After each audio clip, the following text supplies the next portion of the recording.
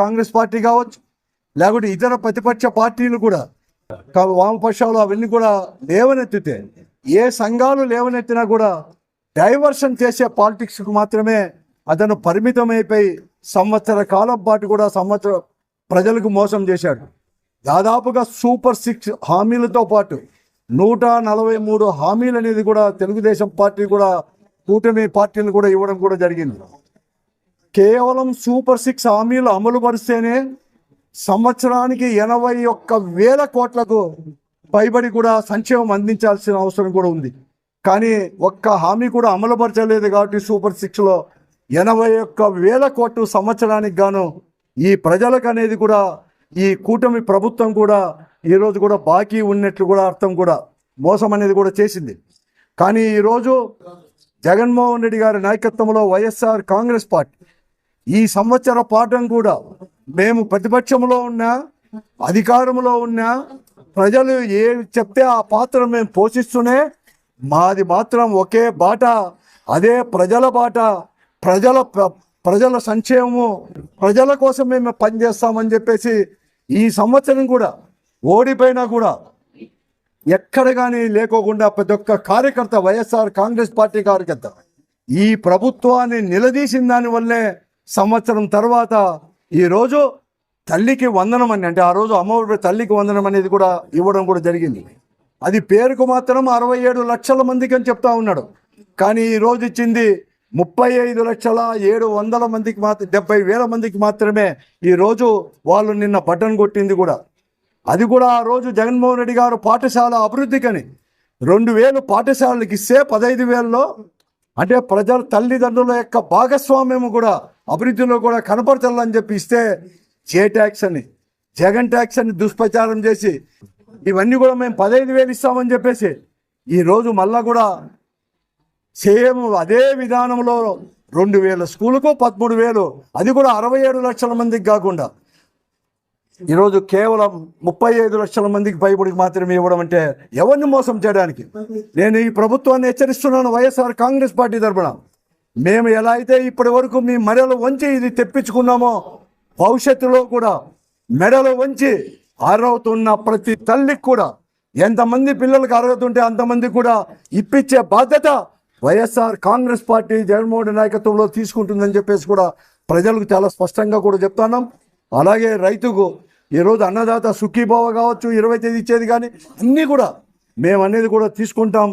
మీరు మరీ పెద్ద ఎత్తున మోసం చేశారు. ఈరోజు కూడా 50 సంవత్సరాలకే పెన్షన్ అన్నారు.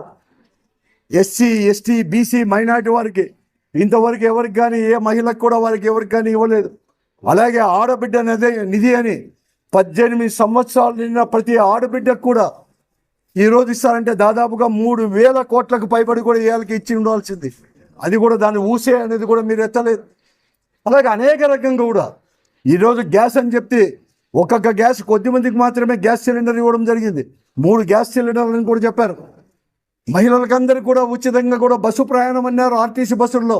ఇంతవరకు దాని లేదు. రేపో మాపో వచ్చే నెల అంటున్నారు. ఇట్లా అనేక హామీలు ఇచ్చారు. తప్పకుండా కూడా ప్రజల పక్షాన మేమంతా కూడా నిలబడి మీ మెడలు వంచి కూడా ఇవన్నీ కూడా మేము ఇప్పిస్తాము. ప్రజలందరికీ కూడా మేము తెలియజేస్తున్నాం. ఈ పొద్దు జగన్మోహన్ రెడ్డి గారి నాయకత్వంలో వైఎస్ఆర్ కాంగ్రెస్ పార్టీ ఉంది కాబట్టే ఈరోజు అంతో కొద్దో గొప్ప మాత్రం అమ్మఒడి కూడా మేము ఇప్పించగలిగినాం, తల్లికి వందనం కూడా ఇప్పించగలిగినాం. రేపు రైతులకు కూడా ఇప్పించబోతున్నాం. అయినా కూడా వాళ్ళ మాట ప్రకారం కూడా ఇప్పించే బాధ్యత మాది.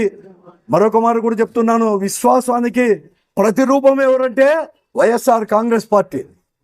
విశ్వాసానికి, నమ్మకానికి, మాట చెప్తే మాట నిలబెట్టుకోవడానికి. తర్వాత ఈరోజు మోసానికి ప్రతిరూపం ఎవరంటే చంద్రబాబు నారా వారి కుటుంబం, కూటమి పార్టీలు, జనసేన పార్టీలు, ఇవన్నీ కూడా. ఇదే కాదు, ఈరోజు అవినీతి కూడా ఎలా హెచ్చిపోయిందో మీ అందరికి కూడా తెలుసు.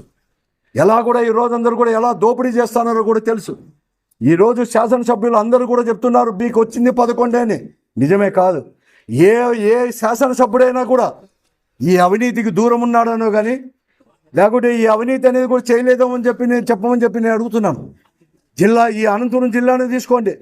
ఈ జిల్లా కేంద్రం నుంచి 14 అసెంబ్లీ నియోజకవర్గాలు కూడా ఉన్నాయి.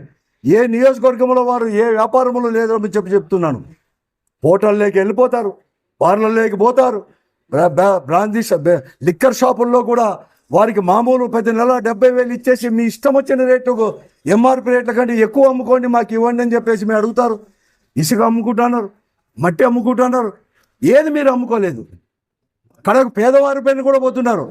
ఇదే మున్సిపాలిటీలో అనంతపురం మున్సిపల్ కార్పొరేషన్లోనే ఒకప్పుడు వైఎస్ఆర్ కాంగ్రెస్ పార్టీ అధికారంలో ఉన్నప్పుడు జగన్మోహన్ రెడ్డి గారు ముఖ్యమంత్రిగా ఉన్నప్పుడు ఒక్కొక్క సైడ్ దగ్గర అంటే రోడ్లకు సైడ్లో తోపుడు బండ్లో లేకుంటే కింద ఫుట్పాత్ల పైన అంగళ్ళు పెట్టుకుంటే ఒకదానికి 10 రూపాయలు మాత్రమే వసూలు చేసేవారు. కానీ ఈ దినం ఎంత వసూలు చేస్తున్నారు? పేద ప్రజలు బతకడానికి కోసం వాళ్ళు పక్కన ఫుట్పాత్లు పెట్టుకుంటే ఆ రోజు 10ని 20 చేశారు, 20ని 40 చేశారు. మార్కెట్ యార్డ్లో కూడా అంతే. ఒకప్పుడు గొర్రెకేదో 25 రూపాయలు ఉంటే 50 రూపాయలు చేశారు. ఆవుకు, ఎద్దులకు, పశువులకు కూడా అలాగే చేశారు. కానీ ఆదాయం మాత్రం ఎరిగిపోతూ ఉంది. మున్సిపాలిటీకి కేవలం 5 లక్షలు మాత్రమే పెంచారు. కానీ మిగతాదంతా కూడా ఎక్కడ పోతూ ఉంది? మీరు ఇంత డబుల్ చేసినప్పుడు మున్సిపాలిటీకు డబుల్ రావాలి కదా. అట్లా లేకోకుండా ఒక 5 లక్షలు మాత్రం ఎక్కువ పారి ఈరోజు ఇవంతా కూడా వసూలు చేస్తూ ఉన్నారు. అలాగే మార్కెట్ యార్డ్లో కూడా ఇవన్నీ కూడా ఉన్నాయి. ఏమన్నంటే మాటల దాడి. మీరేం చేశారంటారు. మేము చేసినామో చేయలేదో చేసేంత వరకు చేశాం, చేయిందంతా కూడా చేస్తామని మీరు చెప్పారు. చేయాల్సిన బాధ్యత మీకుంది. మీరు చేయకోకుండా ఇలా చెప్తే కాలం వెలిపించుకుంటూ పోతే డైవర్షన్ పాలిటిక్స్ చేస్తే మాత్రం కాదు. అలాగే అభివృద్ధిలో కూడా అనంతపురం పట్టణంలో ఎంత అభివృద్ధి చేశామో మాకు తెలుసు. ప్రత్యక్ష అందరికీ సాక్షులే. కానీ మీరు చేస్తామన్న మిగతా అభివృద్ధి చేసి చూపించండి, మావి చూపించి మాత్రం కాదు అని చెప్పేసి కూడా హెచ్చరిస్తూ భవిష్యత్తులో ప్రజల పక్షాన నుండి కూడా పోరాటాలు మాత్రం చేస్తాము, మీ మోసానికి కూడా అడ్డుకట్ట వేస్తామని చెప్పేసి కూడా హెచ్చరిస్తుంది వైఎస్ఆర్ కాంగ్రెస్ పార్టీ అని చెప్పి